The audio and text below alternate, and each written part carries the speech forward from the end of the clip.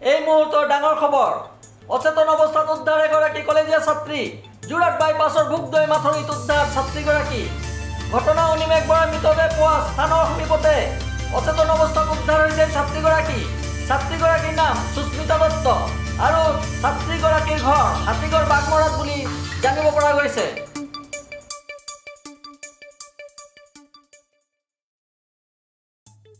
কলেজীয়া ছাত্ৰী কেনেধৰণে ভোগদৈ নদীৰ এই মাথাউৰি এইখন একদম অত্যন্ত নিজান ঠাই মানুহ নাই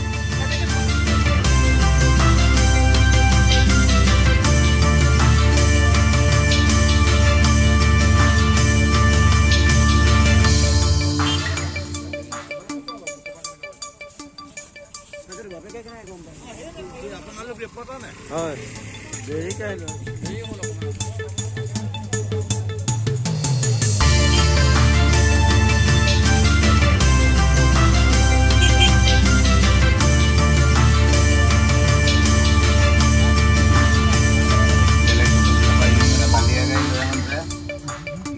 বেলেগ মানুহজন দিছে লগত পেলাবলে কি বাপেকৰ নম্বৰটো চিনি পাই বাপেকলে ফোন কৰি দিলে আমুক ছোৱালীজনী পৰি আছে বুলি বাকী আমি তাৰ বাহিৰে একো নাজানো।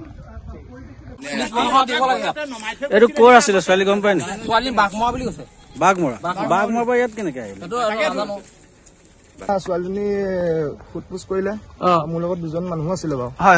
মই বালি পেলাবলৈ গৈছিলো মানুহজনৰ ভাগৰ নম্বৰটো ললে ফোন কৰিলে ফোন কৰাৰ পিছত ঘৰৰ মানুহ আহিলে ঘৰৰ মানুহে তাৰপিছত তেওঁ উদ্ধাৰ কৰিলে নে গম নাপাওঁ মই আপোনাৰ মেডিকেললৈ লৈ গৈছে।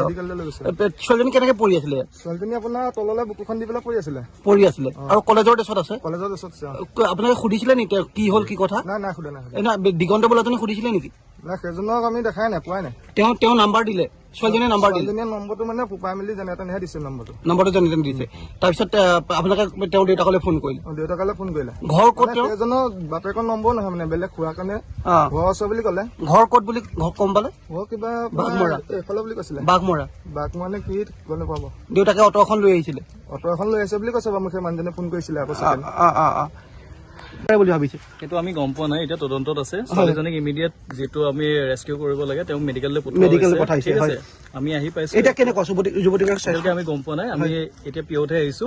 আমি এতিয়া ইমিডিয়েট আমি মেডিকেল যাব। ছোৱালীজনী ঘৰ বাঘমৰা নেকি? এতিয়ালৈকে সেইটো গম পোৱা নাই। আপোনাক গোটেইখিনি মানে আপোনালোকৰ জ্ঞাতাৰ্থে এটা কথা জনাই থওঁ, এই স্থান কিন্তু অপৰাধৰ এক ৰম্যভূমিলৈ পৰিণত হৈছে। দিছৈনগৰৰ হত্যাকাণ্ডৰ অনিমেষ বৰাৰ হত্যাকাণ্ডৰ ঘটনাৰ প্ৰায় 500 মিটাৰ আঁতৰত এই ঘটনা সংঘটিত হৈছে। এই স্থান কিন্তু আৰক্ষীৰ চোকা দৃষ্টি লাগিব নহলে কিন্তু এনেধৰণে ঘটনা সংঘটিত বাৰে বাৰে হৈ থাকিব। চাওক এতিয়া স্থানীয় লোকে কৈছে 8-9 বজালৈকে ইয়াত যুৱক যুৱতী আহি পেলাই অশালীন কাম কৰে বুলি ইতিমধ্যে প্ৰত্যক্ষদৰ্শীয়ে কৈছে। আপোনালোকে কিবা ব্যৱস্থা গ্ৰহণ কৰিব ইয়াৰ ওপৰত? অভিয়াছলি নিশ্চয় ব্যৱস্থা গ্ৰহণ কৰিম। যদি এতিয়া আমি গম পাইছো যে এনেকুৱা কাম চলি থাকে নিশ্চয় সেইখিনি পদক্ষেপ লোৱা যাব। মানে প্ৰথম আমাৰ ইনফৰমেশ্যন আহিছিলে যে ছোৱালীজনী পৰি আছে কি অৱস্থাত পৰি আছিলে কেনেকে পৰি আছিলে আমাক কোৱা নোহোৱা নাছিলে। আমি ইমিডিয়েট আহিলো কিন্তু মই ফোনত এইটোৱে কৈছিলো যে ফাৰ্ষ্ট ষ্টেপ যিটো আমাৰ ফাৰ্ষ্ট এড হয় সেইটো ইমিডিয়েট ছোৱালীজনীক মানে মেডিকেল নিব লাগে। ঠিক আছে সেইকাৰণে তেওঁ মেডিকেল পঠোৱা হৈছিলে। বাপেক আহিলে বোলে বাপেক আহি লৈ গ'ল। এতিয়া আমি তদন্ত কৰি চাওঁ ছোৱালীজনী কৰ হয় কোন হয় বা কেনেকে আহিলে তেওঁ এতিয়ালৈকে গম পোৱা নাই বা যোনে দেখিছিলে তেওঁ এতিয়া নাই বৰ্তমান এইটো জেগাত। আমি মেডিকেললৈকে যাওঁ বাকী পৰৱৰ্তী পৰ্যায়ত যিখিনি হয় আপোনাক নিশ্চয়। আপুনি কি গম পাইছে কওকচোন? এতিয়া মই গম পাইছোঁ যে মই ছোৱালীগৰাকী দেউতাকো এপে চলায় মই এপে চলাওঁ। মোৰ মাইকী মানুহৰ ককায়েকৰ জীয়েক। গতিকে মই মানে হঠাতে গম পালোঁ পটককৈ যে ছোৱালীজনী কোনোবাই মাৰি পেলালে বুলি। মই দ্ৰুতগতিত আহিছোঁ আহি আপোনাৰ ইয়াত পাইছোঁ। এতিয়া কৈছে যে মৃত অৱস্থাত নাই মৃত অৱস্থাতে আছে মানে অলপ অসুস্থ হৈ আছে ছোৱালীজনী। এইটো কি চক্ৰান্তত কেনেকৈ হৈছে আমি নাজানো। আৰু ছোৱালীজনী যদি কলেজত পঢ়া ছোৱালী কোন কলেজত পঢ়ি আছে? জিবি কলেজত পঢ়ি আছে। তাই ভাল মাৰ্ক পাইছে স্কুটি পাইছে চৰকাৰৰ পৰা স্কুটি লৈছে। গতিকে তাই এটা তেনেকুৱা নিজস্ব ব্ৰেইনে সেইটো কাম কৰিবলৈ আগবাঢ়ি যোৱা নাই। নিশ্চয় চাগে কোনোবা তাত আছে। গতিকে কিবা সন্দেহ হৈছে আপোনালোকৰ? অকণমান সন্দেহ এটা থাকিব লাগিব আৰু এই কেছটো মানে উদ্ঘাটন কৰিব লাগিব। মানে এনেকৈ হ'লে ধৰি লওক আপুনি ল'ৰা ছোৱালীক নগৰৰ মাজলৈ বা চহৰৰ মাজলৈ অকলে পঠিয়াই দিব নোৱাৰে। আপুনি কি হয় ছোৱালীজনী? আপুনি ছোৱালীজনী মানে কি হয় মই তেওঁ পেহীয়েকক নিছোঁ। তেওঁ মই পেহাক মই সিমানটোৱে জানো ছোৱালীজনীৰ বিষয়লৈ। আৰু ছোৱালীজনী অলৰেডি ভাল ছোৱালী। সন্দেহ আছে নেকি? কিবা সন্দেহ আছে? সন্দেহ মানে কি ধৰি লওক কলেজত পঢ়া ছোৱালী কাৰোবাক ভালো পাব পাৰে বেয়া পাব পাৰে বন্ধুত্ব আজিকালি ধেৰ নহয় ব্যুৰ ৰিপৰ্ট মায়া নিউজ